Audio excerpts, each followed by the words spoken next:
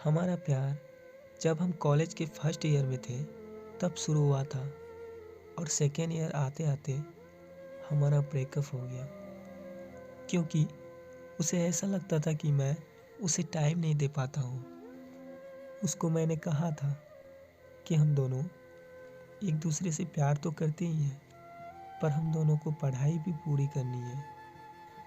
जब पढ़ाई पूरी हो जाए तब हम दोनों शादी भी कर लेंगे। मेरी ये बातें सुनकर वह गुस्से होकर चली गई, मेरी एक भी ना सुनी और धीरे धीरे मेरे साथ ब्रेकअप कर लिया। मैं उसको इतना प्यार करता था कि उनसे कभी मैं नफरत कर ही ना सका। मैं उसका 1 साल तक इंतज़ार करता रहा कि वो एक ना एक दिन वो मुझसे बात करेगी। ऐसा ही इंतज़ार करते करते 1 साल बीत गए और हम सेकेंड ईयर में आ गए। फिर एक दिन ऐसा आया जब वो मुझसे बात करने आई। मैं बहुत खुश हुआ था। उसने बताया कि देवेंद्र, मैं अपनी लाइफ में बहुत आगे बढ़ चुकी हूँ। अब मेरा इंतज़ार करना छोड़ दो, क्योंकि मेरा बॉयफ्रेंड है जिससे मैं बहुत प्यार करती हूँ।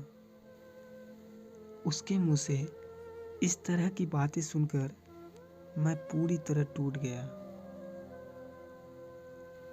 उसने कभी मुझे समझा ही नहीं और मैंने कभी उससे पूछा भी नहीं कि तुम मेरे साथ ब्रेकअप क्यों किया, क्योंकि मैंने सच्चा प्यार किया था उससे।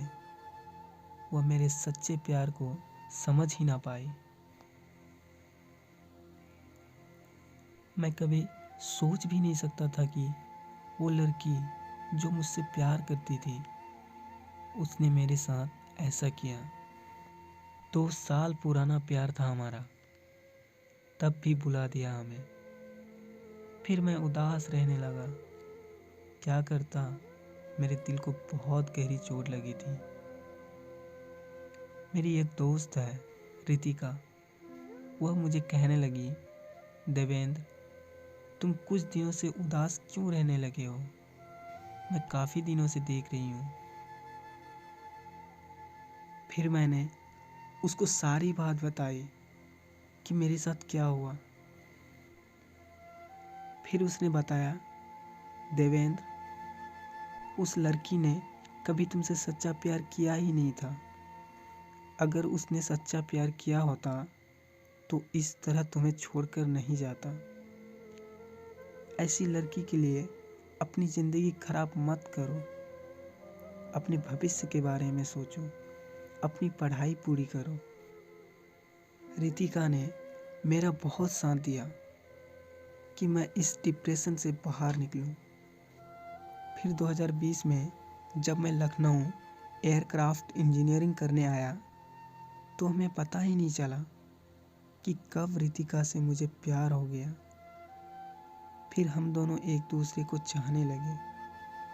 आज मैं और हमारी बेस्ट फ्रेंड रितिका दोनों अब रिलेशनशिप में हैं और हम एक दूसरे को बहुत प्यार करते हैं।